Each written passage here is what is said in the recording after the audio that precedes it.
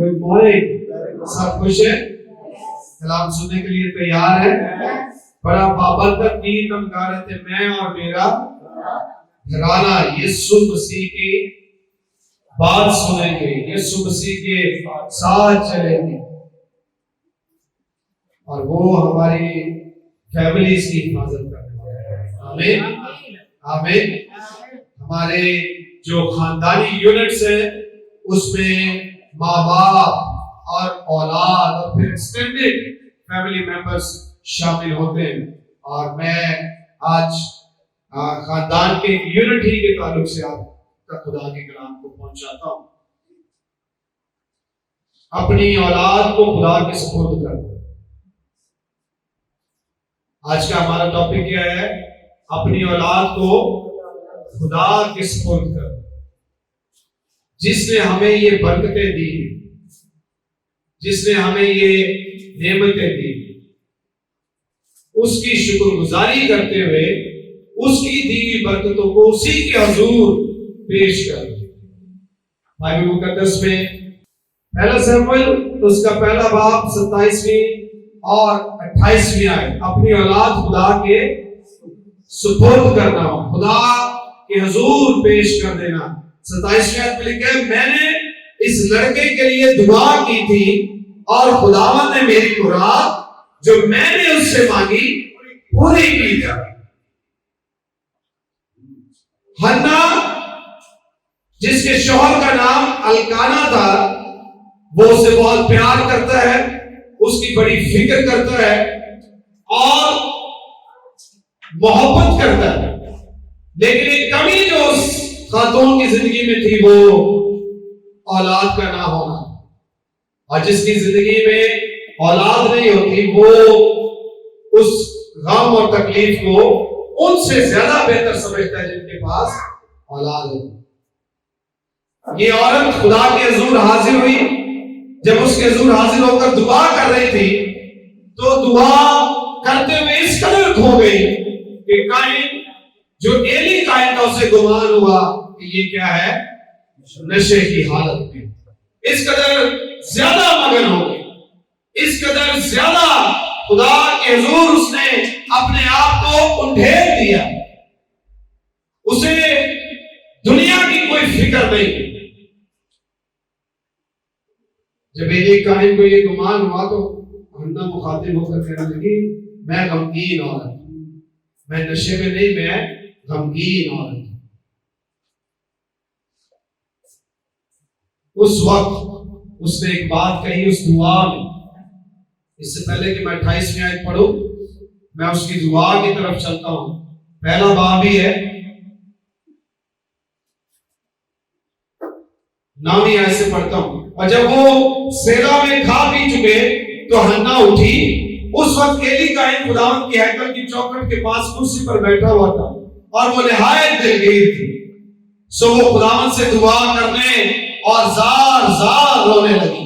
उसने मन्नत मानी और कहा, ऐ रब्बुल अफ़वाज, अगर तू अपनी लौंडी की मुसीबत पर नजर करे और मुझे याद फरमाए और अपनी लौंडी को फरामोश ना करे और अपनी लौंडी को फरजंदे नरीना बख्शे, तो मैं उसे जिंदगी भर के लिए खुदावंद को नजर कर दूंगा। खुदावंद, अगर तू ऐसा करम करे तो मैं जिंदगी भर के लिए वो तेरी ही नजर कर दूंगी। और उस तरह उसके सर पर कभी ना फैलेगा। और जब वो खुदावंद के जोर दुआ कर रही थी तो एली उसके मुंह को गौर से, और हन्ना तो दिल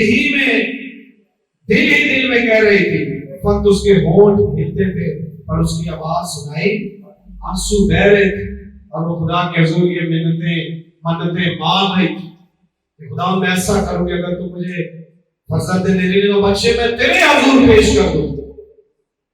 और खुदा ने उस पर करम किया। सबके हालेलुया हालेलुया। वो हर साल खुदा के हुजूर जाते थे, लेकिन ये साल खुदा के करम का साल। खुदा ने उस पर क्या कर दिया? करम किया। जब खुदा ने उसे औलाद बख्शी, और बाइबल में लिखा है जब उसके दूध छुड़ाने का वक्त आया तो उसने बहुत सारी शुक्रगुजारियां, कुर्बानियां पेश की और पेश करने के बाद अपने बेटे को लेकर खुदा के हुजूर हैकल में पहुंच गई। साला साल जिसके लिए दुआएं करती रही, खुदा मुझ पर रहम कर, खुदा मुझ पर फजल कर, खुदा मुझे औलाद दे। जब खुदा ने उसे औलाद बख्शी तो खुद गर्ज नहीं हुई, जैसे आमतौर पर दुनियादार लोग हो जाते हैं। पहले कुछ कहते हैं, उसके बाद फिर कुछ कहते हैं, और उसके बाद फिर कुछ कहते हैं। हम मन्नतें मानते हैं, खुदावन अगर तू हमें बरकत देगा तो हम ये करेंगे, हम ये करेंगे, हम ये करेंगे, और जो ही वक्त पूरा हो जाता है तो फिर हमारे मुंह से क्या अल्फाज निकलते हैं कि नहीं देगा। खुदावन अगर तू चाहेगा दे देख तेरा काम थोड़ा जो बच के बंदा बाहर आया है, हम भूल जाते हैं।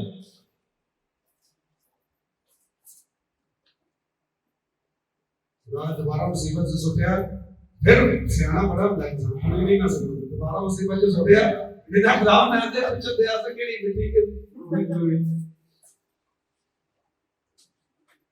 अपनी मन्नतें खुदा के हुजूर क्या करनी चाहिए, इसलिए लिखा मन्नत मानने में जल्दबाजी, और अगर आप मन्नतें मानते हैं तो फिर उन्हें क्या करें, पूरा करें, क्योंकि खुदा के लोग कमिटमेंट्स को पूरा करने वाले।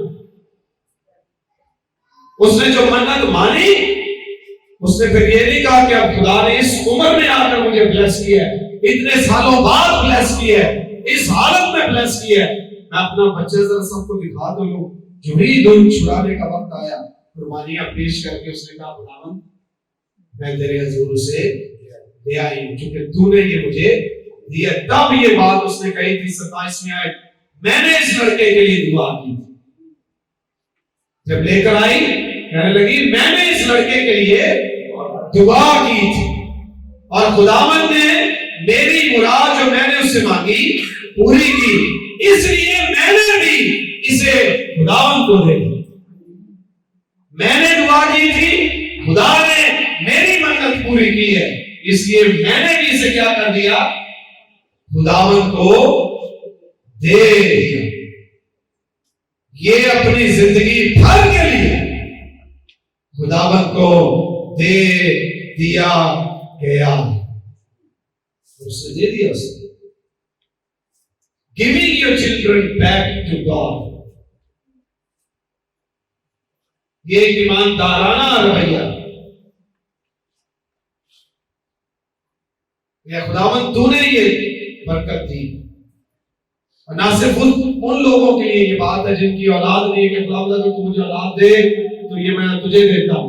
आज का जो दौर है, साहिब औलाद जो है उन्हें भी अपनी औलाद खुदा के मजहबों के पास ही रखनी चाहिए, वरना जो दुनिया में हो रहा है फिर उसी का तजुर्बा करना पड़ेगा। आपको पता है मुकद्दसा मां मरियम और यूसुफ, जब खुदा यीशु मसीह पैदा हुए, लूका की इंजील उसके दूसरे बाब की 22वीं आयत में लिखा है, मैं आपके लिए पढ़ देता हूं। लूका की इंजील उसका दूसरा बाब और 22वीं आयत। फिर जब मूसा की शरीयत के मुताबिक उनके पाक होने के दिन पूरे हो गए तो वो उसको यरूशलेम में लाए ताकि खुदावंद के आगे हाजिर करें। आमीन। किसके आगे हाजिर करें? खुदावंद के आगे हाजिर करें। मुकद्दसा मां मरियम और यूसुफ खुदावंद यीशु मसीह को लेकर आए, क्या करें, किसको किसके आगे हाजिर करें? खुदावंद यीशु मसीह के आगे। बरकत देने वाला खुदा, असल मालिक भी वही। 4 बातों का इजहार होगा अगर हम खुदा के हुजूर इस बात को रख दे कि खुदावन ये बरकतें तूने हमें दी है, हम इन्हें तेरे ही हुजूर लाते हैं। अपनी औलाद को खुदा के हुजूर पेश करने के लिए जो ईमान का कदम हम उठाते हैं उसमें कितनी बातें हैं? 4 बातें खुलकर सामने आ जाती, उनका हम इजहार कर देते हैं। नंबर 1, इससे ये बात साबित होती है कि हम औलाद से ज्यादा खुदा से मोहब्बत करते हैं। क्या बात साबित होती है? कि हमारी जिंदगी में सबसे अव्वल दर्जा खुदा का। मत्ती की मार्फत यीशु मसीह की इंजील 10वां बाब 37वीं आयत।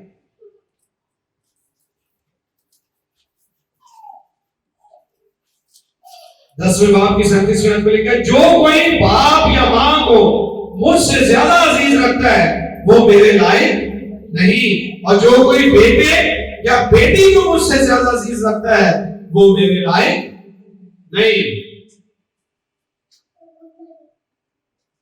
जो कोई मां या बाप को मुझसे ज्यादा अजीज रखता है वो भी मेरे लायक नहीं, और जो बेटे और बेटी को मुझसे ज्यादा अजीज रखता है वो भी मेरे लायक नहीं। ये खुदा का कलाम फरमाता है।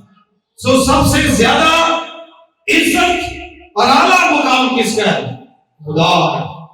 और जब हम अपनी औलाद को खुदा के सुपुर्द करते हैं, खुदा के हुजूर पेश करते हैं, हम इस बात का इकरार कर रहे होते हैं, खुदावन तू सबसे बड़ा मालिक है, हमारी जिंदगी में सबसे मोहतरम और बड़ा तू ही है।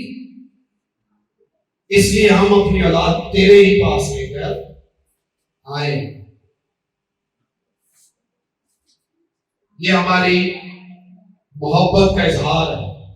अगर कोई बाप या मां से मुझसे ज्यादा मोहब्बत करता है वो भी मेरे लायक है, और अगर कोई बेटे या बेटी से करता है वो भी मेरे लायक नहीं है। तो पहला नुक्ता हमारी मोहब्बत का इजहार होता है कि हम सबसे ज्यादा मोहब्बत किससे करते हैं?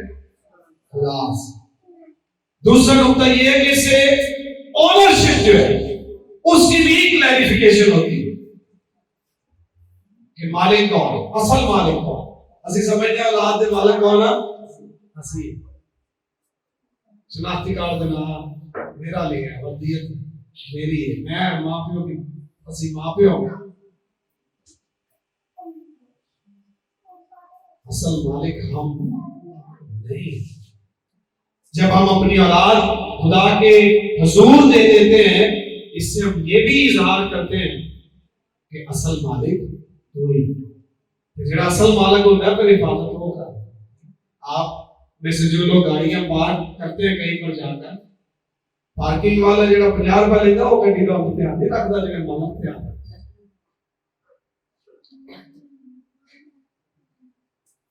अभी पार्किंग वाला उस तरह ख्याल रखेगा जिस तरह मालिक ध्यान रखता है। थोड़ी देर के लिए कोई आपकी गाड़ी का ध्यान रखेगा, उन्होंने 100 गड्डियां देख ली, दूसरा अपनी ही देखी, क्योंकि आप मालिक ऐसे। चौकीदार में और मालिक में फर्क है। थोड़ी देर निगहबानी करने वाले में और असल ऑनर में क्या है? फर्क है। जब गाड़ी के डॉक्यूमेंट्स आपके नाम पर हो, जो चौकीदार है पास का आमतौर पे क्या होता है, जब गाड़ियां पार्क करते हैं चाबी भी उनको दे देते हैं, गड्डी भी होते बोले चाबी भी होते, मालिक हो गया नहीं, गाड़ी भी उसके पास, चाबी भी उसके पास, लेकिन वो फिर भी मालिक क्यों? क्योंकि लीगली ऑनरशिप किसके नाम की है? आपके नाम। उसकी कीमत किसने अदा की है? आपने।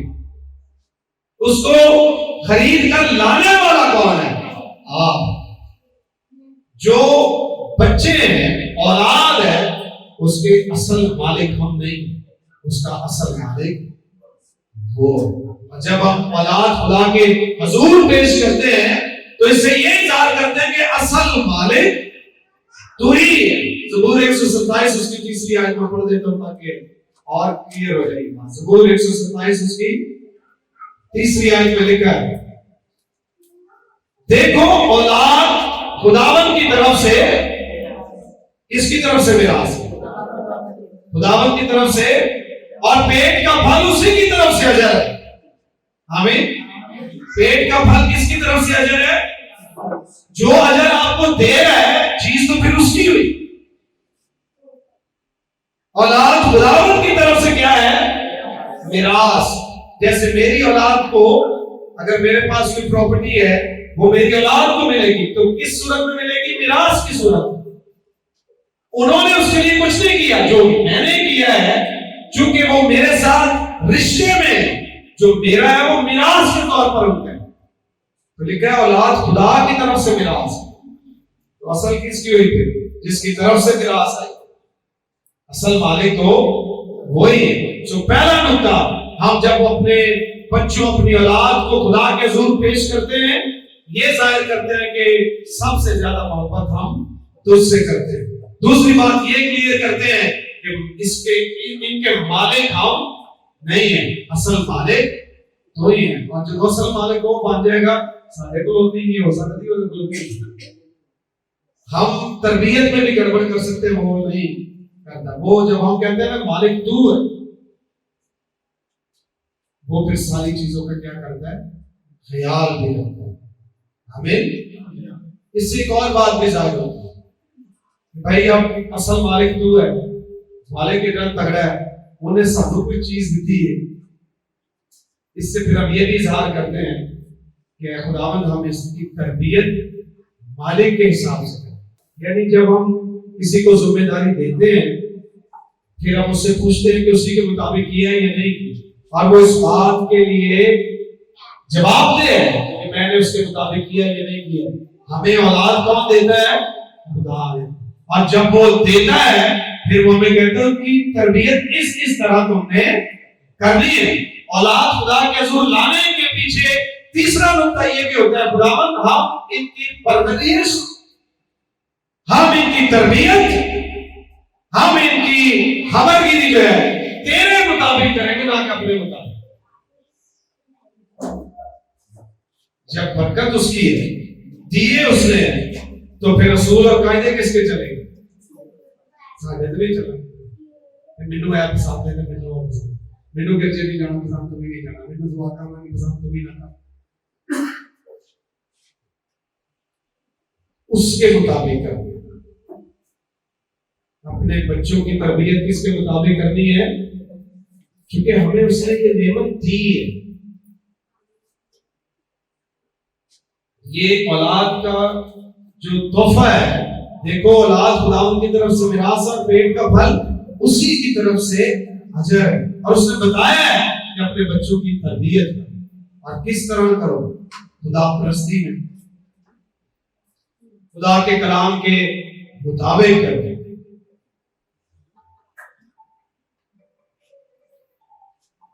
जिसमें हमें प्रैक्टिकली नमूना देना पड़ेगा।